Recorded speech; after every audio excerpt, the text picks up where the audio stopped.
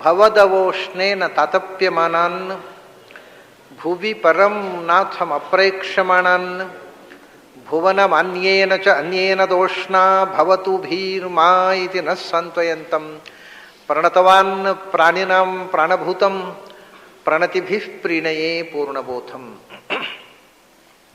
ನಾರಾಯಣಂ ಸುರಗುರುಂ ಜಗದೇಕನಾಥಂ ಭಕ್ತಪ್ರಿಯಂ ಸಕಲಲೋಕ ನಮಸ್ಕೃತಂಚ ತ್ರೈಗುಣ್ಯವರ್ಜಿತಮಜಂ ವಿಭುಮಾದ್ಯಮೀಶಂ ವಂದೇ ಭವಘ್ನಂ ಅಮರಾಸುರ ಸಿದ್ಧವಂದ್ಯಂ. ನಾರಾಯಣಂ ನಮಸ್ಕೃತ್ಯ ನರಂಚೈವ ನರೋತ್ತಮಂ ದೇವೀಂ ಸರಸ್ವತೀಂ ವ್ಯಾಸಂ ತತೋ ಜಯಮುದೀರಯೇ. ನನ್ನ ಅಧ್ಯಾತ್ಮ ಬಂಧುಗಳೇ, ನಾವು ಬಹಳ ದಿವಸ ಅಂತರ ಗೀತೆಯನ್ನು ಅದರ 10ನೇ ಅಧ್ಯಾಯ ವಿಭೂತಿ, ಬಹಳ ಅದ್ಭುತವಾದಂತಹ ವಿಭೂತಿಯನ್ನು ಹೇಳತಕ್ಕಂಥ ಅಧ್ಯಾಯ. ಆ ಅಧ್ಯಾಯ ಕೇಳಿದ್ದು ಪೂರ ಮರೆತೋಗುವಷ್ಟು ಹೊಳತಾ ಇತ್ತು 11ನೇ ಅಧ್ಯಾಯ ಪ್ರಾರಂಭ ಮಾಡುವಾಗ. ಈಗ ಮತ್ತೆ 10ನೇ ಅಧ್ಯಾಯ ಮಾಡಿದರೂ ಹೊಸದಾಗಿಯೇ ಕಾಣುತ್ತೆ, ನಿಮಗೆ, ನನಗೆ ಕಾಣುತ್ತೆ, ನಿಮ್ಗೆ ಕಾಣದೇ ಇರುತ್ತೆ. ಹಾಗಾಗಿ 10ನೇ ಅಧ್ಯಾಯ ಮುಗಿಸಿದ್ದೇವೆ ನಾವು. 11ನೇ ಅಧ್ಯಾಯ ವಿಶ್ವರೂಪಾಧ್ಯಾಯ. ಕೃಷ್ಣ ಅರ್ಜುನನಿಗೆ ವಿಶ್ವರೂಪವನ್ನು ತೋರಿಸಿದಂಥ ತನ್ನ ರೂಪದರ್ಶನ. ಇದರ ಬಗ್ಗೆ ಒಬ್ಬರು ವಿಮರ್ಶಕರು, ಕನ್ನಡ ಸಾಹಿತ್ಯದ ಒಬ್ಬರು ದೊಡ್ಡ ಲೇಖಕರು ಒಮ್ಮೆ ಒಂದು ಜಿಜ್ಞಾಸೆಯನ್ನು ಮುಂದಿಟ್ಟಿದ್ರು. ಪ್ರಾಮಾಣಿಕ, ಅದು ಯಾವುದೇ ರೀತಿಯಿಂದ ಗೀತೆಯನ್ನು ಪರಿಹಾಸ್ಯ ಮಾಡುವುದಕ್ಕೋಸ್ಕರವೋ ಅಥವಾ ಟೀಕೆ ಮಾಡೋದಕ್ಕೋಸ್ಕರವೋ ಮಾಡಿದಂಥ ಪ್ರಶ್ನೆ ಅಲ್ಲ, ತುಂಬ ಒಳ್ಳೆಯ ಪ್ರಶ್ನೆ, ಅವರಿಗೆ ಕಾಡಿದ ಪ್ರಶ್ನೆ. ಅವರು ಏನು ಹೇಳಿದರು ಅಂದರೆ, ಒಂದು ಸಭೆಯಲ್ಲಿ ಈ ಪ್ರಶ್ನೆ, ನಾನು ಇದ್ದೆ ಆ ಸಭೆಯಲ್ಲಿ, ಅವರು ಹೀಗೊಂದು ತುಡಿತವನ್ನು ತೋಡಿಕೊಂಡ್ರು. ಕೃಷ್ಣನೇ ಸ್ವತಃ ಅರ್ಜುನನ ಪ್ರಶ್ನೆಗಳಿಗೆ ಉತ್ತರ ಹೇಳಿದರೂ ಕೂಡ, ಅದು ಅರ್ಜುನನಿಗೆ ಕೃಷ್ಣನ ಬಗ್ಗೆ ಭರವಸೆ ಇದೆ, ಕೃಷ್ಣನಿಗೆ ಕನ್ವಿನ್ಸ್ ಆದರೂ ಕೂಡ, ಪ್ರತ್ಯಕ್ಷ ಕೃಷ್ಣನ ವಿಶ್ವರೂಪ ನೋಡೋ ತನಕವೂ ಶಬ್ದದ ಅನುಭವ ಅವನನ್ನು ದಟ್ಟವಾಗಿ ಕಾಡಲಿಲ್ಲ. ಕೊನೆಗೆ ಕೃಷ್ಣ ತಾನು ಅವನಿಗೆ ಸಾಕ್ಷಾತ್ಕಾರ ಕೊಟ್ಟು ವಿಶ್ವರೂಪ ದರ್ಶನದಿಂದ ಕನ್ವಿನ್ಸ್ ಮಾಡಬೇಕಾಯಿತು. ನಮಗೆ ಯಾರು ವಿಶ್ವರೂಪ ದರ್ಶನ ತೋರಿಸ್ಬೇಕು ಅಂತ. ನಾವು ಬರೇ ಭಗವದ್ಗೀತೆಯ ಮಾತಿನಿಂದಲೇ ನಂಬಬೇಕಲ್ಲ. ಅರ್ಜುನನಿಗೆ ಅವನ ಮಾತನ್ನು ನಂಬಿಸುವುದಕ್ಕೆ ಭಗವಂತ ದರ್ಶನ ಕೊಟ್ಟ, ನಮಗೆ ಯಾರು ವಿಶ್ವರೂಪ ದರ್ಶನ ಕೊಡ್ತಾರೆ? ಅರ್ಜುನನಿಗೆ ಸ್ವತಃ ಕೃಷ್ಣನೇ ಹೇಳಿದ್ರು ಕನ್ವಿನ್ಸ್ ಆಗದೆ ಕೊನೆಗೆ ರೂಪದರ್ಶನ ಮಾಡಬೇಕಾಯ್ತು. ನೋಡಯ್ಯ ಸತ್ಯವನ್ನ, ನಾನು ಹೇಳಿದ್ರೆ ನಂಬಿಕೆ ಇಲ್ಲದಿದ್ದರೆ ನೋಡು ಅಂತ. ಹಾಗಿರುವಾಗ ನಮ್ಮ ಸಂಶಯಕ್ಕೆ ಪರಿಹಾರವೇ ಇಲ್ಲದೆ ಹೋಯ್ತಲ್ಲ, ನಮಗೆ ಕೃಷ್ಣ ವಿಶ್ವರೂಪ ತೋರಿಸೋದಿಲ್ವಲ್ಲ ಅಂತ ಒಳ್ಳೆ ಕಳಕಳಿಯ ಪ್ರಶ್ನೆ. It's A good question. ಇದು ನಿಂದಾತ್ಮಕವಾದಂಥದ್ದಲ್ಲ, ಪರಿಹಾಸ ಮಾಡುವುದಕ್ಕೋಸ್ಕರ ಅಲ್ಲ, ನಿಜವಾಗಿ ಜಿಜ್ಞಾಸೆಯಿಂದ ಬಂದಂಥ ಪ್ರಶ್ನೆ. ಆದರೆ ಇದಕ್ಕೆ ಉತ್ತರ ಏನು ಅಂತ, ಹೌದಲ್ಲ, ನಮಗೆ ಕೃಷ್ಣ ವಿಶ್ವರೂಪ ತೋರಿಸೋದಿಲ್ಲ, ಹಾಗಾಗಿ ನಮಗೆ ಹೇಗೆ ಕನ್ವಿನ್ಸ್ ಆಗೋದು ಅಂತ. ಬರೇ ಆರ್ಗ್ಯುಮೆಂಟಿಂದ ಕನ್ವಿನ್ಸ್ ಆಗಲಿಲ್ಲ, ಅರ್ಜುನನಿಗೆ ಆಗಲಿಲ್ಲ, ಕೃಷ್ಣನೇ ಹೇಳಿದರು, ನಮಗೆ ಹೇಗೆ ಕನ್ವಿನ್ಸ್ ಆಗೋದು ಅಂತ. ಆದರೆ ಅರ್ಜುನನಿಗೆ ಕನ್ವಿನ್ಸ್ ಆಗಲಿಲ್ಲ ಅನ್ನತಕ್ಕಂಥ ಮಾತು ತಪ್ಪು. ಅರ್ಜುನನಿಗೆ ಕನ್ವಿನ್ಸ್ ಆಗಿದೆ. ವಿಶ್ವರೂಪ ದರ್ಶನದ ನಂತರ ಕನ್ವಿನ್ಸ್ ಆದ್ದಲ್ಲ, ವಿಶ್ವರೂಪ ದರ್ಶನದ ಪ್ರಾರಂಭದಲ್ಲಿ ಮೋಹೋಯಂ ವಿಗತೋ ಮಮ ಅಂತ 1ನೇ ಶ್ಲೋಕದಲ್ಲಿ ಪ್ರಾರಂಭ. ನನ್ನ ಎಲ್ಲ ಸಂಶಯ ಹೋಯಿತು, ನಿನ್ನ ಮಹಿಮೆ ತಿಳಿಯಿತು. ಆದರೆ ಯಾವಾಗಲೂ ಒಂದು ಸ್ವಭಾವ ಏನು ಗೊತ್ತುಂಟ, ಹ್ಯೂಮನ್ ಸೈಕಾಲಜಿ, ಮನುಷ್ಯನ ಸ್ವಭಾವ ಏನು ಅಂದರೆ, ಇದು ಯಾವಾಗಲೂ ಎಲ್ಲ ವಿಷಯ, ದೇವರ ವಿಷಯಕ್ಕೆ ಅಂತಲ್ಲ, ಏನು ಅಂದರೆ, ಯಾರೋ ಒಬ್ಬರು ಒಂದು ವಿಷಯ ಹೇಳ್ತಾರೆ, ನಾನು ಅಲ್ಲಿ ಹೋಗಿದ್ದೆ, ಅಲ್ಲಿ ಒಂದು ಅಪೂರ್ವವಾದಂಥ ಶಿಲ್ಪ ಕಲಾಕೃತಿ ನೋಡಿದೆ, ತುಂಬ ಚೆನ್ನಾಗಿತ್ತು ಅಂತ ಕಿವಿಗೆ ಬಿದ್ದ ಕೂಡಲೇ ಅದನ್ನು ನಾವು ನಂಬುತ್ತೇವೆ. ಅದು ಅಪನಂಬಿಕೆ ಅಲ್ಲ, ಆದರೆ ನಮಗೆ ಮುಂದಿನ ಆಸೆ ಏನು, ನಾವು ಒಂಚೂರು ನೋಡ್ಬೇಕು ಅದನ್ನು ಅಂತ. ಸೊ ನಂಬಿದ್ದರಿಂದಲೇ ನೋಡಬೇಕು ಅನ್ನೋ ಆಸೆ ಹುಟ್ಟಿದ್ದು ನಂಬದ್ದರಿಂದ ಅಲ್ಲ. ಅದು ತುಂಬ ಚೆನ್ನಾಗಿದೆ ಅಂತ ಒಬ್ರು ಹೇಳಿದ್ದನ್ನು ನಾವು ನಂಬಿ, ಅರೆ ಅಷ್ಟು ಬ್ಯೂಟಿಫುಲ್ ಪೀಸ್ ಆಫ್ ಆರ್ಟ್ ಅಂತ ಹೇಳಿದರು, ಅದು ಏನು ಚಂದ, ಅದನ್ನು ನೋಡಿ ಬಿಡಬೇಕು ಅನ್ನೋ ಆಸೆ ಪ್ರಾರಂಭ ಆಗುತ್ತೆ. ಅದರಿಂದ ಕಿವಿ ಕಣ್ಣಿನ ಆಸೆಯನ್ನು ಜಾಗೃತಗೊಳಿಸ್ತದೆ. ಇದು ಸಹಜ, ಒಂದರಿಂದ ಒಂದು. ಮನುಷ್ಯನದ ಅಲ್ಲಿಗೆ ನಿಲ್ಲೋದಿಲ್ಲ. ದೇವರನ್ನು ನೋಡಿದ ತಕ್ಷಣ ಆಸೆ ಮುಗಿಯೋದಿಲ್ಲ, ಅಲ್ಲಿ ನೋಡಬೇಕು ಅನಿಸುತ್ತೆ. ಅರ್ಜುನನ ಸ್ಥಿತಿ ಬೇರೆ, ಅದು ಯಾಕೆ ಹಾಗಾಯಿತು ಮುಂದೆ ನೋಡೋಣ. ನೋಡಿದ ಮೇಲೆ ಬೇಡ, ನನಗೆ ನೋಡ್ಲಿಕ್ಕೆ ಆಗೋಲ್ಲ, ನೀನು ಉಪಸಂಹಾರ ಮಾಡು ಅಂತಾರೆ. ಅದು ಒಂದು ಸ್ಥಿತಿ. ಇಲ್ಲ ಅಂದರೆ ನೋಡಿ ತುಂಬ ಖುಷಿಯಾಗಿಬಿಟ್ರೆ ಅಲ್ಲಿ ಖುಷಿ ಮುಗಿಯೋದಿಲ್ಲ, ನಾ ಖುಷಿ ಆಗಲಿಕ್ಕೆ ಶುರುವಾಗತ್ತೆ. ಕೇಳಿದ್ದಕ್ಕಿಂತ ನೋಡಿದಾಗ ಹೆಚ್ಚು ಖುಷಿ ಆಯಿತು, ಆಮೇಲೆ ಅದು ನೋಡಿದೆ ಅದನ್ನು ಮುಟ್ಟಿ ನೋಡಲಿಕ್ಕೆ ಆಗಲೇ ಇಲ್ಲ ಅಂತ ನಾ ಖುಷಿ ಆಗಲಿಕ್ಕೆ ಶುರುವಾಗತ್ತೆ. ಸೊ ಮುಂದಿನ further step I must touch it ಅಂತ. ಮೊದಲು ಕೇಳೋದು, ಕೇಳಿದ್ದನ್ನು ಐ ಮಸ್ಟ್ ಪರ್ಸೀವ್ ಇಟ್, ಆಮೇಲೆ ಐ ಮಸ್ಟ್ ಟಚ್ ಇಟ್. ದೂರದಲ್ಲೇ ನೋಡಿದ್ದು ಮಾರ್ರೆ ಮುಟ್ಲಿಕ್ಕೆ ಆಗಲಿಲ್ಲ ಅಂತ ಬೇಜಾರು, ಆಮೇಲೆ ಪುನಃ ನಾ ಖುಷಿ ಆಗಲಿಕ್ಕೆ ಶುರುವಾಗತ್ತೆ. ಹೀಗೆ ಒಂದು ಇಂದ್ರಿಯ ಇನ್ನೊಂದು ಇಂದ್ರಿಯವನ್ನು ಟೆಂಪ್ಟ್ ಮಾಡಿಕೊಂಡು ಹೋಗುತ್ತೆ. ಅರ್ಜುನನಿಗೂ ಆದದ್ದದು. ನೀನು ಹೇಳಿದ್ದು ನನಗೆ ಪೂರ್ತಿ ಮನವರಿಕೆ ಆಯಿತು, ನಿನ್ನ ಅದ್ಭುತವನ್ನು ನೋಡಬೇಕು ಅಂತ ಆಸೆ. ಈಗ ಅದು ನೋಡದೆ ಮನವರಿಕೆ ಆಗುವುದಿಲ್ಲ ಅಂತಲ್ಲ, ಮನವರಿಕೆ ಆದ್ದರಿಂದಲೇ ಅದನ್ನು ನೋಡಬೇಕು ಅನ್ನೋ ಆಸೆ. ಅದನ್ನು ಆ ಅರ್ಜುನನ ಮಾತು ಏಕಾದಶ ಸ್ಕಂಧದ ಪ್ರಾರಂಭದಲ್ಲಿ ಅರ್ಜುನನ ಮಾತೇ ಹಾಗೆ. ಅವನು ಹೇಳ್ತಾನೆ, ಮದನುಗ್ರಹಾಯ ಪರಮಂ ಗುಹ್ಯಂ ಅಧ್ಯಾತ್ಮ ಸಂಜ್ಞಿತಂ ಯತ್ವಯೋಕ್ತಂ ವಚಸ್ತೇನ ಮೋಹೋಯಂ ವಿಗತೋ ಮಮ. ನೀನು ಹೇಳಿದಿ, ಯಾಕೆ ಹೇಳಿದಿ ಅಂದರೆ ಮದನುಗ್ರಹಾಯ ಅಂತ. ಇದು ಅರ್ಜುನ ಹೇಳಿದಾಗ ಅಷ್ಟೇ, ಮದನುಗ್ರಹಾಯ, ನನ್ನ ಮೇಲಿನ ಅನುಗ್ರಹ. ಯಾಕೆಂದ್ರೆ ಹೇಳಬೇಕಾದ ಅಗತ್ಯ ಏನು, ಹಾಳಾಗಿ ಹೋಗು ಅಂತ ನೀನು ಹೇಳಿದರೆ ನಾನು ಏನು ಮಾಡಲಿಕ್ಕಿತ್ತು. ಅಯ್ಯೋ ಪಾಪ ಏನೋ ತಿಳ್ಕೋಬೇಕು ಅಂತ ಆಸೆ ಇದೆ, ತಿಳಿಸುವ ಅಂತ ನೀನು ನನ್ನ ಮೇಲೆ ಕರುಣೆಯಿಂದ. ಅನುಗ್ರಹ ಅಂದರೆ ಗ್ರಹ ಅಂದರೆ ಗ್ರಹಣ ಅಲ್ವಾ. ಅನುಗ್ರಹ ಅಂದರೆ ಏನು? ಅನುಗ್ರಹ ಮಾಡಿದರು, ಅವರು ತುಂಬ ಅನುಗ್ರಹ ಮಾಡಿದರು ನನಗೆ ಅಂತೇವೆ. ಏನು ಅನುಗ್ರಹ ಮಾಡುವುದು ಅಂದರೆ? ಅನುಗ್ರಹ ಮಾಡುವುದು ಅಂದರೆ ಏನು? ತಮಾಷೆ ಏನು ಅಂದರೆ, ನೀವೇ ಕೂತ್ಕೊಂಡು ಯೋಚನೆ ಮಾಡಿ, ಅನುಗ್ರಹ ಅಂದರೆ ಎಂಥದ್ದು? ಹೌದಲ್ಲ, ನಾವು ಅನುಗ್ರಹ ಎಂದು ದೇವರಿಗೆ ಯೋಚಿಸಲೇ ಇಲ್ಲ.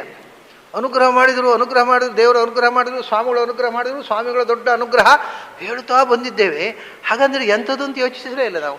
ಅನುಗ್ರಹ ಅಂದರೆ ಏನು ಅಂತ ಕೇಳಿ ಹೇಳಿ ಬರೋಲ್ಲ. ಅನುಗ್ರಹ ಅಂದರೆ ಅನುಗ್ರಹ, ಅಷ್ಟು ಗೊತ್ತಾಗೋದಿಲ್ವಾ? ಅಷ್ಟೇ. ಅನುಗ್ರಹ ಅಂದರೆ ಏನು ಅದ್ರ ಬಗ್ಗೆ ಎಂದು ಯೋಚಿಸಲ್ಲ.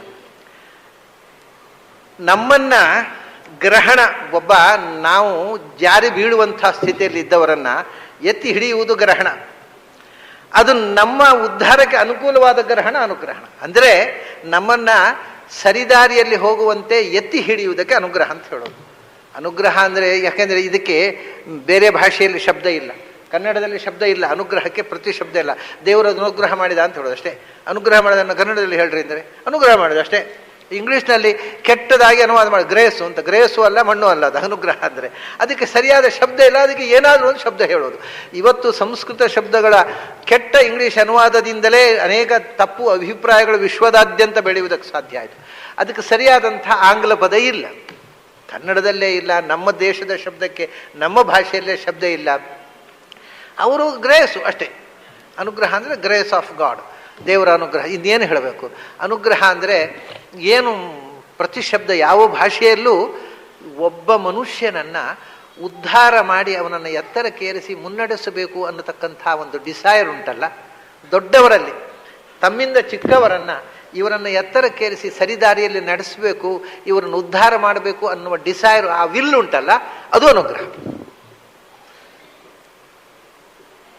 ಅನುಕೂಲವಾದ ಗ್ರಹಣ, ಅವರನ್ನು ಎತ್ತರಕ್ಕೆ ಏರಿಸಿ ಸರಿದಾರಿಯಲ್ಲಿ ನಡೆಸಿ ಉದ್ಧಾರ ಮಾಡಬೇಕು ಅನ್ನೋ ಇಚ್ಛೆ, ಇದೇ ನಿಜವಾದ ಅನುಗ್ರಹ ಅಂದರೆ. ಅವನು ಹೇಳ್ತಾನೆ, ನೀನು ದೊಡ್ಡ ಅನುಗ್ರಹ ಮಾಡಿದ್ದೀನಿ ನನಗೆ. ಮದನುಗ್ರಹಾಯ, ನನ್ನನ್ನು ದಾರಿ ತಪ್ಪಿ ಎಲ್ಲೋ ಜಾರಿ ಬೀಳ್ತಿದ್ದೆ, ನನಗೆ ದಾರಿ ತೋರಿಸಿ, ಮುಂದೆ ಹೋಗುವ ದಾರಿ ತೋರಿಸಿದಿ, ಮೇಲಕ್ಕೆ ಏರುವ ದಾರಿ ತೋರಿಸಿದಿ, ದೊಡ್ಡ ಅನುಗ್ರಹ ಮಾಡಿದಿ ಅಂತ. ಇಲ್ಲಿ ಒಂದು ಸಂಗತಿಯನ್ನು ಪ್ರಾಯ ಯಾರೂ ಗಮನಿಸುವುದಿಲ್ಲ. ಮದನುಗ್ರಹಾಯ ಅಂದರೆ ನನ್ನ ಮೇಲಿನ ಅನುಗ್ರಹಕ್ಕೋಸ್ಕರ, ನನಗೆ ಅನುಗ್ರಹ ಮಾಡೋದಕ್ಕೋಸ್ಕರ ನೀನು ಹೀಗೆ ಮಾಡಿದಿ. ಮತ್ ಅಂದರೆ ಟು ಮೀ, ನನಗೆ. ಮತ್ ಅಂದರೆ ಅಸ್ಮತ್ ಶಬ್ದದ ರೂಪ. ಮಮ ಅನ್ನೋದು ಮಮ ಅನುಗ್ರಹ ಮದನುಗ್ರಹ, ತಸ್ಮೈ ಮದನುಗ್ರಹಾಯ. ಚಿಂತನೆ ಹೇಳಿದ್ದು, ವಿಗ್ರಹ ಮಾಡಿದ್ದು. ಮತು ಅಂದರೆ ನನ್ನ ಅಂತ ಒಂದೇ ಅರ್ಥ ಅಲ್ಲ, ಇದಕ್ಕೊಂದು ಯೂನಿವರ್ಸಲ್ ಮೀನಿಂಗ್ ಇದೆ. ಅದನ್ನು ಯಾರೂ ಸಂಸ್ಕೃತ ಓದಿದವರು ಅಷ್ಟು ಸೀರಿಯಸ್ ಆಗಿ ಯೋಚಿಸುವುದಿಲ್ಲ. ಯಾಕೆಂದರೆ ನಮ್ಮಲ್ಲಿ ಒಂದು ಸಂಸ್ಕೃತ ಅಧ್ಯಯನ ಮಾಡುವವರಿಗೆ ಕ್ರಿಯೇಟಿವ್ ಥಿಂಕಿಂಗನ್ನು ನಾವು ಹೇಳಿಕೊಡುವುದಿಲ್ಲ. ಅವರಿಗೆ ಏನು ಹೇಳ್ತೇವೆ ಅಂದರೆ, ನಾವು ಎಷ್ಟು ಹೇಳಿದ್ದೇವೋ ವ್ಯಾಖ್ಯಾನದಲ್ಲಿ ಎಷ್ಟು ಬರೆದಿದ್ದಾರೋ ಅಷ್ಟನ್ನು ಊರು ಹೊಡಿ, ಸ್ವತಂತ್ರವಾಗಿ ಯೋಚನೆ ಮಾಡಿದರೆ ಅಯೋಗ್ಯ ಇದ್ದೀನಿ ನೀನು ಅಂತ ಹೇಳ್ಬಿಡ್ತೇವೆ. ಹಾಗಾಗಿ ಕ್ರಿಯೇಟಿವ್ ಥಿಂಕಿಂಗೇ ಸಂಸ್ಕೃತ ಕಲಿಯುವ ವಿದ್ಯಾರ್ಥಿಗಳಿಗೆ ಬರಬಾರದು ಅನ್ನುವ ರೀತಿಯಿಂದ ದಿಗ್ಬಂಧನ ಬೇರೆ ಹಾಕಿಬಿಡ್ತೇವೆ ನಾವು. ಮದನುಗ್ರಹಾಯ ಅಂದರೆ ಮಮ ಅನುಗ್ರಹಾಯ ಅಷ್ಟು ಹೇಳಿದ್ದನ್ನು ಉರು ಹೊಡಿ. ಇನ್ನು ಟೀಕಾ ಟಿಪ್ಪಣಿಯಲ್ಲಿ ಬರೆಯದೇ ಇದ್ದ ಅರ್ಥವನ್ನು ಏನಾದರೂ ನೀನು ಮಾಡಿದರೆ ನೀನು ತಮಸ್ಸಿಗೆ ಹೋಗ್ತೀಯ ಅಂತ ಹೇಳ್ಬಿಡ್ತಾರೆ. ಅವನು ಎಂದೂ ಕ್ರಿಯೇಟಿವ್ ಆಗಿ ಯೋಚನೆ ಮಾಡೋದಿಲ್ಲ ನಮ್ಮ ಹುಡುಗರು. ಮತ ಅನ್ನೋದೊಂದು ಶಬ್ದ ಉಂಟು ಸಂಸ್ಕೃತದಲ್ಲಿ. ಯಾವುದು ಅಂದರೆ ಯತ್ ಇದ್ದ ಹಾಗೆ. ಯಾತೀತಿ ಯತ್, ಮಾತೀತಿ ಮತ್. ಯಾತೀತಿ ಯಾನ್ ಯಾಂತವು ಯಾಂತಹ, ಇದು ಯತ್ ಶಬ್ದ. ಮಾತೀತಿ ಮಾನ್ ಮಾಂತವು ಮಾಂತಹ ಮತ್ ಶಬ್ದ. ಅದು ಅಂದರೆ ಜ್ಞಾನಿ ಅಂತ ಅರ್ಥ. ಮಾನ್ ಮಾತೀತಿ ಮಾನ್, ಯಾನ್ ಯಾಂತವು ಯಾಂತಹ, ಮಾನ್ ಮಾಂತವು ಮಾಂತಹ. ಮಾನ್ ಮಾಂತವು ಮಾಂತಹ ಅನ್ನೋದು ಮಚ್ಛಬ್ದ. ಮದನುಗ್ರಹಾಯ ಅಂದರೆ ಸಮಸ್ತ ಜ್ಞಾನಿಗಳ ಉದ್ಧಾರಕ್ಕೋಸ್ಕರ ಅಂತ ಅರ್ಥ, ನನಗೊಬ್ಬನಿಗೋಸ್ಕರ. This is universal meaning. ಸಮಸ್ತ ಜ್ಞಾನಿಗಳ ಉದ್ಧಾರಕ್ಕೋಸ್ಕರ ನೀನು ಹೇಳಿದಿ, ನನಗೊಬ್ಬನಿಗೋಸ್ಕರ ಅಲ್ಲ. ಇದು ಅರ್ಜುನನ ಒಳತುಡಿತ. ಮದನುಗ್ರಹಾಯ ಮತಾಂ ಜ್ಞಾನಿನಾಂ ಅನುಗ್ರಹಾಯ ನ ಕೇವಲ ಮಮ ಕಿಂತು ಮತಾಂ ಜ್ಞಾನವತಾಂ ಸರ್ವೇಷಾಂ ಅನುಗ್ರಹಾಯ. ಜ್ಞಾನಿಗಳ ಉದ್ಧಾರಕ್ಕೋಸ್ಕರ ನೀನು ಹೇಳಿದೆ ಕೃಷ್ಣ. ಭಗವಂತ ಒಬ್ಬನಿಗೋಸ್ಕರ ಹೇಳ್ತಾನ? ಒಬ್ಬನನ್ನು ಮುಂದಿಟ್ಟುಕೊಂಡು ಸಮಸ್ತ ಮನುಕುಲಕ್ಕೋಸ್ಕರ ಹೇಳಿದ್ದು. ಆಚಾರ್ಯರು ಈ ಮಾತನ್ನು ಬಹಳ ಪ್ರಾರಂಭದಲ್ಲಿ ಇದು ಅರ್ಜುನನನ್ನು ಉದ್ದೇಶ ಮಾಡಿ ಮನುಕುಲಕ್ಕೆ ಉಪದೇಶ ಮಾಡಿದ್ದು, ಸಮಸ್ತ ನಮಗೆಲ್ಲರಿಗೂ ಹೇಳಿದ್ದು.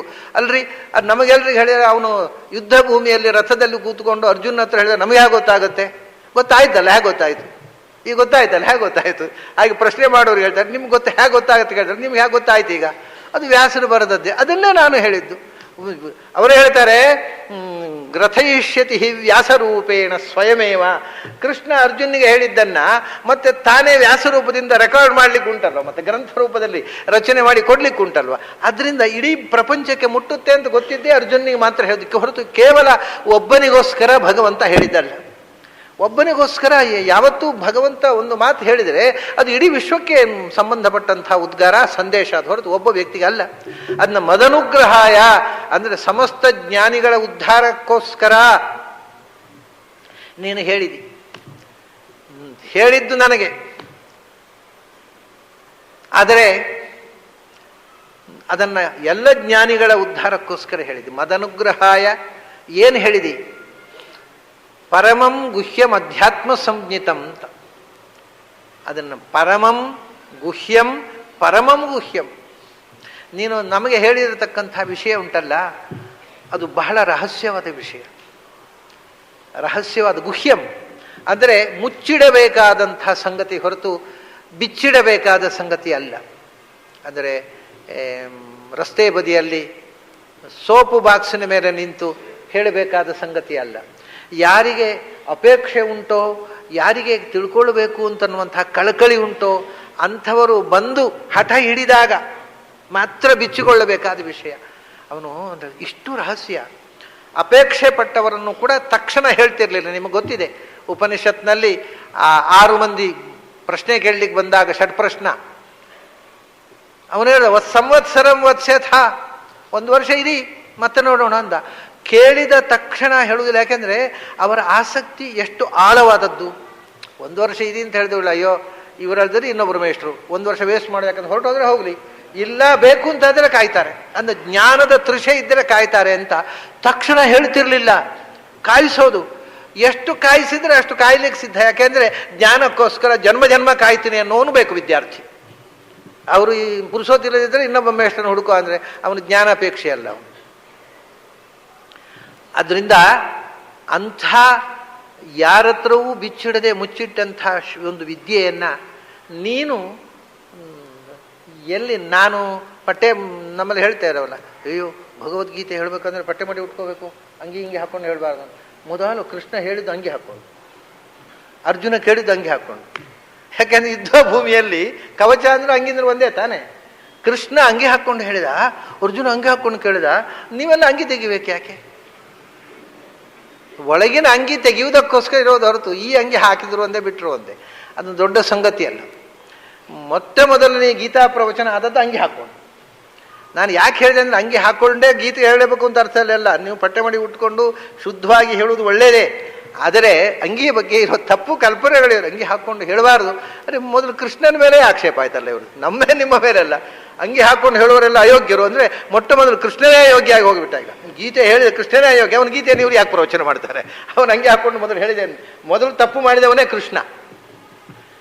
ಅಂದ ಯಾವುದೇ ಒಂದು ಸಂಗತಿಯನ್ನ ಮೂಲದಿಂದ ಕೂಲಂಕಷವಾಗಿ ಚಿಂತನೆ ಮಾಡತಕ್ಕಂಥ ಶಕ್ತಿಯನ್ನೇ ಕಳ್ಕೊಂಡು ಬಿಟ್ಟಿದ್ದೇವೆ ನಾವು. ನಮ್ಮ ಮೂಢನಂಬಿಕೆಗಳೇ ನಮ್ಮ ಸಂಪ್ರದಾಯಗಳು, ನಮ್ಮ ಆಚರಣೆಗಳು, ನಮ್ಮ ಆವೇಶಗಳು, ನಮ್ಮ ಆಕ್ರೋಶಗಳು ಆಗಿಬಿಟ್ಟಿದೆ. ಇದು ಒಂದು ಸಂಗತಿಯೇ ಅಲ್ಲ, ಇದನ್ನು ಮರೆತು ಬಿಡಿ. ಗೀತೆಯ ಚಿಂತನೆ ಬರುವಾಗ ನಾನು ಒಂದು ಕಡೆ ಹೇಳಿದೆ, ನಾನು ಎಲ್ಲೋ ಒಂದು ಕಡೆ ಈ ಮಾತು ಹೇಳಿದೆ ನಾನು. ನೀವು ಹೊರಗಿನಿಂದ ಅಂಗಿ ಹಾಕ್ಕೊಂಡು ಒಳಗಿನಿಂದ ಗೀತೆಯನ್ನು ತುಂಬಿಸ್ಕೊಳ್ತಾ ಇದ್ದೀರಿ. ಕೆಲವರು ಹಾಗಲ್ಲ, ಹೊರಗಿನಿಂದ ಅಂಗಿ ತೆಗೆದು ಗೀತೆ ಆಗುವಾಗಲೂ ಒಳಗಿನಿಂದ ಅಂಗಿ ಹಾಕ್ಕೊಂಡು ಕೇಳ್ತಾ ಇದ್ದಾರೆ. ಅಂಗಿಯನ್ನೇ ತುಂಬಿಸಿಕೊಂಡವರು ಒಳಗೆ. ಹೊರಗಿನಿಂದ ಅಂಗಿ ತೆಗೆದು ತಲೆಯೊಳಗೆ ಅಂಗಿಯನ್ನೇ ತುಂಬಿಸ್ಕೊಂಡವರು ಕೆಲವರು, ಹೊರಗಿನಿಂದ ಅಂಗಿ ಹಾಕ್ಕೊಂಡು ತಲೆಯೊಳಗೆ ಗೀತೆಯನ್ನು ತುಂಬಿಸ್ಕೊಂಡವರು ಕೆಲವರು. ಇದರಲ್ಲಿ ಯಾರು ಬೆಟರು ಅಂತ ನೀವೇ ಲಾಜಿಕಲ್ ಸೆನ್ಸ್ ಇದ್ದವರಿಗೆ ಅರ್ಥ ಆಗುತ್ತೆ. ಅದರಿಂದ ಈ ಸಣ್ಣ ಕ್ಷುದ್ರ ವಿಷಯಗಳಲ್ಲಿ ಚರ್ಚೆ ಮಾಡಿಕೊಂಡು ಗೀತೆಯಿಂದ ವಂಚಿತರಾಗಬೇಡಿ. ನೀವು ಅಂಗಿ ಹಾಕ್ಕೊಳ್ಬೇಕು ಬೇಡೋ ಅನ್ನೋದು ಮುಖ್ಯ ಅಲ್ಲ, ಗೀತೆ ಕೇಳಬೇಕು ಅನ್ನೋದು ಮುಖ್ಯ. ಅಯ್ಯೋ ಅಂಗಿ ಹಾಕ್ಕೊಂಡಿದ್ದೇವೆ, ಗೀತೆ ಬೇಡ. ನಮ್ಮ ತೀರ್ಮಾನ ಕರೆಯಬೇಕು. ತೀರ್ಮಾನ ಏನಂದರೆ ಅಂಗಿ ಹಾಕ್ಕೊಂಡಿದ್ದೇವೆ, ಅದನ್ನು ಗೀತೆ ಬೇಡ ಅಂತ. ಅದು ಕೊನೆ ಪರಿವಸನ ಅಲ್ಲಿ, ಗೀತೆ ಬೇಡ ಅಂತ. ಯಾವುದಾದ್ರೂ ಮಾಡಿ ಗೀತೆ ಬೇಕು ಅನ್ನುವಂಥ ತೀರ್ಮಾನಕ್ಕೆ ಬನ್ನಿ ಅಷ್ಟೇ. ಅಂಗಿ ಹಾಕ್ಕೊಂಡು ಕೇಳ್ರಿ, ಅಂಗಿ ತೆಗೆದು ಕೇಳ್ರಿ, ಹೊಟ್ಟೆ ಮಡಿ ಉಟ್ಕೊಂಡು ಕೇಳ್ರಿ, ಮೈಲಿಗೆಲ್ಲೂ ಕೇಳ್ರಿ. ಯಾಕೆಂದ್ರೆ ಗೀತೆ ಮೈಲಿಗೆ ಆಗುವುದಿಲ್ಲ, ನಾವು ಮಡಿ ಆಗ್ತೇವೆ. ಈ ಕನ್ವಿಕ್ಷನ್ ಬೇಕು ನಮಗೆ ಪ್ರತಿ ಸ್ಥಿತಿಯಲ್ಲಿ. ಆವಾಸೇವ ಪ್ರವಾಸೇವ ಸರ್ವಾವಸ್ಥಾಂಗತಃ ಜಪೇತ್ ಅಂತ. ಯಾವ ಸ್ಥಿತಿಯಲ್ಲಿ ಇದ್ರೂ ಗೀತೆ ನೆನಪಾಗಬೇಕು. ಅಯ್ಯೋ ಈಗ ಗೀತೆ ನೆನಪಿಸ್ಕೊಳ್ಬಾರ್ದು, ಯಾಕಂದ್ರೆ ಮೈಲಿಗೆ. ಅದೇ ನಾವು ನೆನಪಿಸ್ಕೊಂಡು ಮೈಲಿಗೆ ಆಗುತ್ತಾ ಗೀತೆ? ಇಂಥ ಭ್ರಮೆಗಳಿಂದ ಹೊರಗೆ ಬರದೆ ನಮಗೆ ಗೀತೆ ತೆರೆದುಕೊಳ್ಳುವುದಿಲ್ಲ. ಅದರಿಂದ ಅವನು ಹೇಳ್ತಾನೆ, ಇಷ್ಟು ಗೋಪನೀಯ ಅದು. ಯಾಕೆಂದರೆ ಯಾವ ಅಪೂರ್ವ ಸೊತ್ತು ಅದು ವೇಸ್ಟ್ ಆಗಬಾರ್ದು, ದುರುಪಯೋಗ ಆಗಬಾರ್ದು, ಅಯೋಗ್ಯರ ಕೈಗೆ ಸಿಗಬಾರ್ದು ಅಂತ ವರ್ಷಗಳ ಕಾಲ ಕಾಯಿಸಿ ಉಪದೇಶ ಮಾಡ್ತಾ ಇದ್ರು. ಅಂಥ ಗುಹ್ಯವನ್ನ ಏನೂ ಇಲ್ಲದೆ ನಾನು ಯುದ್ಧಕ್ಕೋಸ್ಕರ ಕವಚ ಹಾಕ್ಕೊಂಡು ಬಂದು ಯುದ್ಧ ಭೂಮಿಯಲ್ಲಿದ್ದಾಗ ಹೇಳಿದಿ ಕೃಷ್ಣ, ಯಾರು ಹೇಳ್ಯಾರು? ಇಂಥ ಒಂದು ಅಪೂರ್ವವಾದ ಜೀವನದ ಪರಮರಹಸ್ಯವಾದಂಥ ಒಂದು ಸಂದೇಶವನ್ನ ಯುದ್ಧರಂಗದಲ್ಲಿ ಒಬ್ಬ ಸಾಮಾನ್ಯ ಸೈನಿಕನ ರೀತಿಯಲ್ಲಿ ಇದ್ದ, ಅದು ನಿನ್ನ ಹಿರಿತನ. ಅದಕ್ಕೆ ಮದ ಅನುಗ್ರಹ. ಇನ್ನು ಯಾರಾದರೂ ಯುದ್ಧರಂಗದಲ್ಲಿ ಕೇಳಿದರೆ, ಯುದ್ಧ ಮುಗಿದು ಆಮೇಲೆ ಸ್ನಾನ ಮಾಡ್ಕೊಂಡು ಪಟ್ಟೆ ಮಾಡಿ ಉಟ್ಕೊಂಡು ಬಾ, ಆಮೇಲೆ ಹೇಳ್ತೇನೆ ಅಂತ ಹೇಳ್ತಿದ್ರು ಬೇರೆ ಯಾರಾದರೂ. ಕೃಷ್ಣ ಹೇಳಲಿಲ್ಲ, ಅಲ್ಲೇ ಶುರು ಮಾಡಿದ. ಇದು ಕೃಷ್ಣನ ಗ್ರೇಟ್ನೆಸ್ ಅಂತ, ಅನುಗ್ರಹ. ಯಾವ ಸ್ಥಿತಿಯಲ್ಲಿ ಇದ್ದೆ ಆ ಸ್ಥಿತಿಯಲ್ಲಿ ನನ್ನನ್ನು ಉದ್ಧಾರ ಮಾಡಿದೆಯಲ್ಲ, ನನಗೆ ನೀನು ಮತ್ತೆ ಪರಿಶುದ್ಧನಾಗಿ ಬಾ, ಯುದ್ಧ ಮುಗಿದು ಮನಃಶುದ್ಧಿ ಮಾಡಿಕೊಂಡು ಬಾ, ಸೂತಕ ಮುಗಿದ ಮೇಲೆ 13ನೇ ದಿವಸ ಬಾ ಅಂತ ಹೇಳಲಿಲ್ಲ. ಇವತ್ತು ಇಲ್ಲಿ ಕೂತಿದ್ದಾಗ ಯುದ್ಧರಂಗದಲ್ಲೇ ನನ್ನ ಎಲ್ಲ ಪ್ರಶ್ನೆಗಳಿಗೆ ಉತ್ತರ ಕೊಟ್ಟಿಯಲ್ಲ, ಅದನ್ನೇ ಅವನು ಗುಹ್ಯಂ, ಸಾಮಾನ್ಯ ಗುಹ್ಯ ಅಲ್ಲ. ಯಾವಾಗಲೂ ಅಪೂರ್ವವಾದ ಸಂಗತಿಗಳನ್ನು ಗುಹ್ಯವಾಗಿಟ್ಟುಕೊಳ್ತಾರೆ. ಯಾಕೆ ಅಂದರೆ ಅದು ದುರುಪಯೋಗ ಆಗಬಾರ್ದು ಮತ್ತು ಅದರ ಮಹತ್ವ ಬುದ್ಧಿ ಇಲ್ಲದೆ ಇದ್ದವರಿಗೆ ಹೋಗಬಾರ್ದು ಅಂತ. ಈಗ ಹಿಂದೆ ನಿಮಗೆ ಗೊತ್ತಿದೆ, ಆಯುರ್ವೇದದಲ್ಲಿ ಈ ಹಿಂದೆಲ್ಲ ಕೆಲವು ಹಳ್ಳಿಯಲ್ಲಿ ಮದ್ದು ಕೊಡ್ತಿದ್ರು. ಇಷ್ಟು ಪ್ರಚಂಡ ಅಂತಂದರೆ ಇವತ್ತು ಕ್ವಾಲಿಫೈಡ್ ಡಾಕ್ಟರ್ಗಳಿಗೆ ಆ ಮೆಡಿಸಿನ್ ಗೊತ್ತಿಲ್ಲ. ಯಾಕಂದರೆ ಚರಕ ಸಂಹಿತಾದಲ್ಲೂ ಇಲ್ಲ, ಸುಶ್ರುತದಲ್ಲೂ ಇಲ್ಲ, ಅಷ್ಟಾಂಗ ಹೃದಯದಲ್ಲೂ ಇಲ್ಲ. ಆದರೆ ಹಳ್ಳಿಯಲ್ಲಿ ಗೊತ್ತಿತ್ತು ಕೆಲವರಿಗೆ. ನಮ್ಮ ಊರಿನಲ್ಲೇ ಒಬ್ಬ ವ್ಯಕ್ತಿ ಇದ್ದ. ಆತನಿಗೆ ಅವನು ಇಲ್ಲಿಟ್ರೇಟ್. ಅವನು ನೀವು 10 ರೂಪಾಯಿ ನೋಟು 100 ರೂಪಾಯಿ ನೋಟು ಕೊಟ್ಟರೆ ಅದರ ಸೈಜಿನ ಮೇಲೆ ಈ 100 ರೂಪಾಯಿದ ಓದ್ಲಿಕ್ಕೆ ಬರ್ತಿರ್ಲಿಲ್ಲ ಅವನು. ಇಂಥ ಇಲ್ಲಿಟ್ರೇಟ್ ಅವನು. ನನಗೆ ಗೊತ್ತಿದ್ದ ಹಾಗೆ 4th ಸ್ಟೇಜ್ ಮಲಿಗ್ನೆನ್ಸಿ, ಇದು ಗುಣ ಆಗೋಲ್ಲ ಅಂತ ಡಾಕ್ಟ್ರ್ ಹೇಳಿದ್ದನ್ನು ಗುಣ ಮಾಡಿದ್ದಾನೆ. ನನಗೆ ಗೊತ್ತಿದ್ದದಷ್ಟು ಅಂದರೆ ಡಾಕ್ಟ್ರುಗಳು ಇದು ಗುಣ ಆಗೋಲ್ಲ, 4th ಸ್ಟೇಜು ಅಂದರೆ ಮುಗಿಯಿತು, ಇನ್ನು ಕೌಂಟಿಂಗ್ ಡೇಸ್ ಅಂತ. ದಿನ ಎಷ್ಟು ದಿವಸ ಬದುಕಿದ್ರೆ ಅಷ್ಟು ದಿವಸ ಹಾಕಿ, ಮದ್ದಿಲ್ಲ ಹಿಡ್ಕೊಂಡು ಹೋಗಿ ಆಪರೇಷನ್ ಮಾಡಲಿಕ್ಕೂ ಆಗೋಲ್ಲ. ಅಂಥದ್ದನ್ನು ಅವನು ಗುಣ ಮಾಡಿದ್ದನ್ನು ನಾನು ಪ್ರತ್ಯಕ್ಷ ನೋಡಿದ್ದೇನೆ. ಅಷ್ಟದಕ್ಕೆ ಏನು ಕೊಡಬೇಕು ದುಡ್ಡು ಅಂದರೆ, ಅಯ್ಯೋ ದುಡ್ಡು ಯಾಕದಕ್ಕೆಲ್ಲ. ನೋಡಿ, ನೀವು ಇಂಥದ್ದು ಒಂದು ಕ್ಯಾನ್ಸರ್ ಪೇಷಂಟನ್ನು ಆಸ್ಪತ್ರೆಗೆ ಹೋದರೆ ಏನೋ ಕಿಮೋಥೆರಪಿ ಅದು ಇದು ಅಂತ 1 ಲಕ್ಷಾಂತರ ರೂಪಾಯಿ ಖರ್ಚಾಗುತ್ತೆ, ಗುಣ ಆಗೋಲ್ಲ. ಹೋಗೋದು ರೋಗ ಅಲ್ಲ, ದುಡ್ಡು ಹೋಗಿಬಿಡುತ್ತೆ, ರೋಗ ಹೋಗೋದೇ ಅಲ್ಲ ಕಡೆಗೂ, ಅದು ಉಳಿದು ಬಿಡುತ್ತೆ.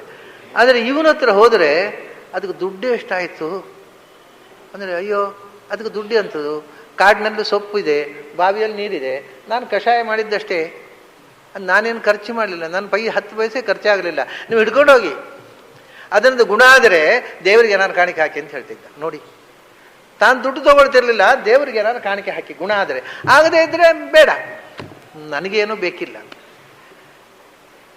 ಆ ಮನುಷ್ಯ ಎಂಥ ರೋಗಗಳನ್ನು ಗುಣ ಮಾಡ್ತಿದ್ದ. ಬಹಳ ದೊಡ್ಡ ಸಮಸ್ಯೆ ಹೆಣ್ಮಕ್ಳಿಗೆ ಡೆಲಿವರಿ ಸಮಯದಲ್ಲಿ ಹಿಸ್ಟೀರಿಯಾ ಆದರೆ ಲೈಫ್ ಲಾಂಗ್ ಕಾಡುತ್ತೆ, ಅದನ್ನು ಅವನು ಒಂದೇ ಡೋಸೇಜ್ನಲ್ಲಿ ಗುಣ ಮಾಡ್ತಿದ್ದ. ಹಾವು ಕಚ್ಚಿದರೆ ಒಂದೇ ಒಂದು ಸರ್ತಿ ಒಂದು ಔಷಧ ಕೊಟ್ಟು ಗುಣ ಮಾಡ್ತಿದ್ದ. ಅಂಥ ಒಬ್ಬ ವ್ಯಕ್ತಿ ಅವನು, ಇಲ್ಲಿಟ್ರೇಟ್ ಅವನು. ಡಾಕ್ಟ್ರುಗಳಿಗೆ ಗೊತ್ತಿರಲಿಲ್ಲ ಅದು ಏನು ಮೆಡಿಸಿನ್ ಕೊಡ್ತಾನೆ ಅಂತ. ಅವನು ನನ್ನ ಮೇಲೆ ತುಂಬ ವಿಶ್ವಾಸ ಅವನಿಗೆ. ಏನಯ್ಯ ಇದನ್ನೆಲ್ಲ ನೀನು ಹೇಳಿಕೊಡಬಾರ್ದ, ಎಲ್ರಿಗೂ 4 ಜನರಿಗೆ ಉಪಯೋಗ ಆಗುತ್ತೆ ಅಂದಾಗ ಅವನು ಏನು ಹೇಳ್ತಿದ್ದ ಗೊತ್ತಾ, ಆಚಾರ್ಯ ಕೆಲವು ಭಾಳ ಸುಲಭ, ಅದು ಏನಿಲ್ಲ, ಅದರಲ್ಲಿ ಏನು ವಿಷಯವೇ ಇಲ್ಲ, ಭಾಳ ಸಣ್ಣ ಸಂಗತಿ, ಅದನ್ನು ಹೇಳಿಬಿಟ್ರೆ ಇಷ್ಟೇನಾ ಅಂತ ಸಸಾರ ಆಗಿಬಿಡುತ್ತೆ. ಅದನ್ನು ನಿಮಗೆ ಅದರ ಗ್ರೇಟ್ನೆಸ್ ಗೊತ್ತಿಲ್ಲದೆ ಇದ್ದವ್ರದ್ದು ಹೇಳಿಬಿಟ್ರೆ ಇಷ್ಟೇನಾ, ಅಯ್ಯೋ ಏನೋ ಅಂತ ತಿಳ್ಕೊಂಡಿದ್ದೆ ಅಂತ ಸಸಾರ ಮಾಡಿದರೆ ನೀವು ಅದು ಇಫೆಕ್ಟ್ ಆಗೋಲ್ಲ. ಇಟ್ಸ್ ಅಂದರೆ ಮೆಡಿಸಿನ್ ಇಫೆಕ್ಟ್ ಆಗಬೇಕಾದ್ರೆ ಅದು ಫಿಸಿಕಲ್ ಮಾತ್ರ ಅಲ್ಲ, ಸೈಕಲಾಜಿಕಲಿ ಅದು ಇಫೆಕ್ಟ್ ಇದ್ದರೆ ಮಾತ್ರ ಫಿಸಿಕಲ್ ಇಫೆಕ್ಟ್ ಮಾಡೋದು. ಅಷ್ಟೇನಾ ಅಂತ ಹೇಳಿಬಿಟ್ರೆ ಆಮೇಲೆ ಗುಣ ಆಗೋಲ್ಲ. ಅದಕ್ಕೆ ಅದು ಏನಿಲ್ಲ, ನಿಮ್ಮ ತೋಟದಲ್ಲಿ ಇರುವಂಥ ಒಂದು ಕಾಟು ಬೇರೆ ನಾನು ಕೊಡೋದು, ಆದರೆ ಆ ಬೇರು ಅಂತ ಹೇಳೋಲ್ಲ ನಾನು ಪೇಷಂಟಿಗೆ, ನಾನು ಆ ಬೇರು ತೆಗೆದು ತಂದು ನಕ್ಕಿಸೋದು ಅಷ್ಟೇ. ಅದು ಅದೇ ಬೇರು ತೆಗೆದು ನಕ್ಕಿಸಿಬಿಟ್ರೆ ಅಂದರೆ ಅದೇ ನಮ್ಮ ತೋಟದಲ್ಲಿ ನಾಯಿ ಸಂತೆ ಉಂಟು ಅಂತ ಗುಣವೇ ಆಗೋದಿಲ್ಲ ಆಮೇಲೆ. So this is the problem. ಅವ್ರು ಹೇಳಿದ್ದಾರೆ ಸೀಕ್ರೆಟ್ ಯಾಕೆ ಇರಬೇಕು ಅಂದರೆ, ಕೆಲವು ವಸ್ತುವಿನ ಸರಿಯಾದ ಮಹತ್ವ ಗೊತ್ತಿಲ್ಲದೆ ಇದ್ದವರಿಗೆ ಅದು ಸಸಾರ ಆಗಿಬಿಡುತ್ತೆ. ಸಸಾರ ಆದರೆ ಒಂದು ನಿರುಪಯುಕ್ತ ಆಗುತ್ತೆ, ಒಂದು ದುರುಪಯುಕ್ತ ಆಗುತ್ತೆ. ಆದ್ದರಿಂದ ಕೆಲವು ಸಂಗತಿ ಅದನ್ನು ನಾನು ಹೇಳೋಲ್ಲ ಅಂತ ಹೇಳ್ತಿದ್ದ. ನನ್ನ ಹತ್ರ ಕೆಲವು ಹೇಳಿದ್ದ, ಆದರೆ ಆಚಾರ್ಯ ಇದು ಹೇಳಿದರೆ ನಂಬಿಕೆ ಹೋಗಿಬಿಡುತ್ತೆ, ಅದರ ಮಹತ್ವ ಹೋಗುತ್ತೆ, ಅದರಿಂದ ನಾನು ಹೇಳೋಲ್ಲ ಯಾರಿಗೂ ಅಂತ. ಪಾಪ ಹೇಳಿದ್ರೆ ಸತ್ತೋದ ಅವನು. ಎಷ್ಟು ಜನರನ್ನ ಕ್ಯಾನ್ಸರ್ 4th ಸ್ಟೇಜ್ನಲ್ಲಿದ್ದದನ್ನು ಗುಣ ಮಾಡಿದ್ದ. ಹಾಗೆ ವೇದಾಂತವೂ ಅಷ್ಟೇ, ಅದು ಒಂದೋ ದುರುಪಯೋಗ ಆಗತ್ತೆ, ಒಂದೊಂದು ನಿರುಪಯುಕ್ತ ಆಗತ್ತೆ. ಆದ್ದರಿಂದ ಯಾರು ಅದನ್ನು ಸದುಪಯೋಗ ಮಾಡ್ತಾನೆ, ಯಾರು ನಿಜವಾಗಿ ಸಿನ್ಸಿಯರ್ ಆಗಿ ಕಳಕಳಿಯಿಂದ ಅಭ್ಯಾಸ ಮಾಡ್ತಾನೆ ಅಂಥವರಿಗೆ ಮಾತ್ರ ಹೇಳಬೇಕು. ಅಂಥ ಗುಹ್ಯ ಅದು. ಅದರಲ್ಲಿಯೂ ಪರಮಂ ಗುಹ್ಯಂ, ಜಗತ್ತಿನಲ್ಲಿ ಮನುಷ್ಯ ಜೋಪಾನ ಮಾಡಬೇಕಾದಂಥ ವಿದ್ಯೆಗಳಲ್ಲೇ ಅತ್ಯಂತ ರಹಸ್ಯವಾದ ವಿದ್ಯೆ ಅಂತಂದರೆ ಅಧ್ಯಾತ್ಮ ವಿದ್ಯೆ. ಅದಕ್ಕೆ ಅಧ್ಯಾತ್ಮ ಸಂಜಿತಂ ಪರಮಂ ಗುಹ್ಯಂ. ಗುಹ್ಯಂ ಯಾಕೆಂದ್ರೆ ಪರಮಂ ಸರ್ವಶ್ರೇಷ್ಠ, ವಿದ್ಯೆಗಳಲ್ಲಿ ಸರ್ವಶ್ರೇಷ್ಠ. ಆದ್ದರಿಂದ ಪರಮಂ ಗುಹ್ಯಂ ಸರ್ವಶ್ರೇಷ್ಠವಾದ ರಹಸ್ಯ. ಯಾಕೆಂದರೆ ಅಧ್ಯಾತ್ಮ ಸಂಜಿತಂ. ಅಧ್ಯಾತ್ಮ ಸಂಜಿತಂ ಅಂತಂದರೆ ಅಧ್ಯಾತ್ಮದಲ್ಲಿ ಪರಮ ಆಗುವುದು ಯಾವಾಗ ಅಂದರೆ 3 ಸ್ಟೇಜ್ ಉಂಟು ಅಧ್ಯಾತ್ಮದಲ್ಲಿ. ಮೊದಲನೇದ್ದು ಅಧ್ಯಾತ್ಮ ಬಿಡಿ. ಆತ್ಮ ಅಂದರೆ ಸಾಮಾನ್ಯವಾಗಿ ಲೋಕದಲ್ಲಿ ನಾವು ಹೇಳುವಂತಹದ್ದು ಆತ್ಮ ಇವ ಹ್ಯಾತ್ಮನೋ ಬಂಧು, ಆತ್ಮ ಇವ ರಿಪುರಾತ್ಮನಃ. ಆತ್ಮ ಅಂದರೆ ಮನಸ್ಸು, ಮೈಂಡ್. ಆದ್ದರಿಂದ ಅಧ್ಯಾತ್ಮ ಅಂತಂದರೆ ಸೈಕಾಲಜಿ. ಇವತ್ತಿನ ಪರಿಭಾಷೆಯಲ್ಲಿ ಇಂಗ್ಲೀಷ್ ಓದ್ತಕ್ಕಂಥ ಮಕ್ಕಳಿಗೆ ಅಧ್ಯಾತ್ಮ ಅಂದರೆ ಏನು ಅಂದರೆ ಫಸ್ಟ್ ಸ್ಟೇಜ್ನಲ್ಲಿ, ಅದು ಬೇರೆ ಬೇರೆ ಲೆವೆಲ್ನಲ್ಲಿ ಬೇರೆ ಬೇರೆ ಅರ್ಥ ಕೊಡುತ್ತೆ. ಫಸ್ಟ್ ಸ್ಟೇಜ್ನಲ್ಲಿ ಅಧ್ಯಾತ್ಮ ಅಂದರೆ ಸೈಕಾಲಜಿ, ಅದೇ ಗುಹ್ಯ. ನಾವು ಸೈಕಾಲಜಿಯನ್ನು ತೆರೆದಿಡ್ಲಿಕ್ಕೆ ಆಗೋದಿಲ್ಲ. ಯಾಕೆಂದರೆ ನೀವು ಅದಕ್ಕೆ ಬೇಕಾಗಿರತಕ್ಕಂಥ ಮೆಂಟಲ್ ಪ್ರಿಪರೇಷನು, ಅದಕ್ಕೆ ಅರ್ಹತೆ ಇಲ್ಲದೇ ಇದ್ದವ್ರ ಮುಂದೆ ಸೈಕಾಲಜಿ ಬಿಚ್ಚಿದ್ರೆ ವೇಸ್ಟ್ ಆಗುತ್ತೆ, ಅಥವಾ ಅವನು ಸೈಕಿಕ್ ಆಗ್ತಾನೆ. ಅವನಿಗೆ ಮತ್ತೆ ಸೈಕೋಥೆರಪಿ ಮಾಡಬೇಕಾಗತ್ತೆ. ವೇದಾಂತವು ಹಾಗೆ. ನಾನು ಇದನ್ನು ಪ್ರತ್ಯಕ್ಷ ನೋಡಿದ್ದೇನೆ. ವೀಕ್ ಮೈಂಡಿನವರು, ದುರ್ಬಲ ಮನಸ್ಸಿನವರು ಸೈಕಾಲಜಿ ಆದರೂ ಓದಿದರೆ ತೊಂದರೆ ಇಲ್ಲ, ವೇದಾಂತ ಓದಿಬಿಟ್ರೆ ಬಹಳ ಅನರ್ಥಗಳಾಗಿಬಿಡ್ತವೆ. ಇದು ಕಾರಣ ದುರ್ಬಲವಾದಂಥ ಮನಸ್ಸು ಗೈಡೆನ್ಸ್ ಇಲ್ಲದೆ ವೇದಾಂತ ಓದಿದರೆ, ಈ ಗೈಡೆನ್ಸ್ ಇಲ್ಲದೆ ಯೋಗಾಭ್ಯಾಸ ಮಾಡಿದರೆ, ಗೈಡೆನ್ಸ್ ಇಲ್ಲದೆ ಪ್ರಾಣಾಯಾಮ ಅಭ್ಯಾಸ ಮಾಡಿದರೆ, ಅದಕ್ಕೋಸ್ಕರ ಅದಕ್ಕೆ ರಹಸ್ಯ. ಯಾಕೆಂದರೆ ಅದು ತೊಂದರೆ ಕೊಟ್ಟುಬಿಡುತ್ತೆ. ಅದು ಫಿಲಾಸಫಿ ಅದಕ್ಕಿಂತ ದೊಡ್ಡ ವೈದ್ಯರು ಬೇಕಾಗತ್ತೆ. ಅದಕ್ಕೆ ವೈದ್ಯರ ನೆರವಿಲ್ಲದೆ ವೇದಾಂತವನ್ನು ಓದುವುದು ಮತ್ತು ಆ ವೇದಾಂತದ ಗುಂಗು ತಲೆವರೆಗೆ ಕೂತು ಬಿಟ್ಟರೆ ಏನೋ ನಾವು ವೇದಾಂತದ ಗುಂಗಿನಲ್ಲಿದ್ದೇವೆ, ನಾವೇನೋ ಬಹಳ ಎತ್ತರ ಕೇಳ್ತಾ ಇದ್ದೇವೇನೋ ಭ್ರಮೆ ಬಂದುಬಿಡ್ತದೆ.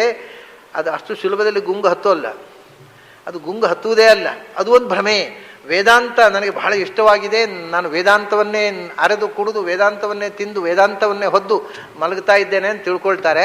ಆದರೆ ವೇದಾಂತ ಜೀರ್ಣ ಆಗುವುದೇ ಇಲ್ಲ, ಯಾವತ್ತೂ ಅಜೀರ್ಣ ಆಗ್ತಾನೆ ಇರುತ್ತೆ ಒಳಗೆ. ಅದರಿಂದ ಅದನ್ನು ಎಷ್ಟು ರಹಸ್ಯವಾಗಿಟ್ಟು ಯೋಗ್ಯರಿಗೆ ಉಪದೇಶ ಮಾಡಬೇಕು, ಉಪದೇಶ ಮಾಡಬೇಕು, ಉಪದೇಶ ಮಾಡಬೇಕು, ಉಪದೇಶ ಮಾಡಬೇಕು.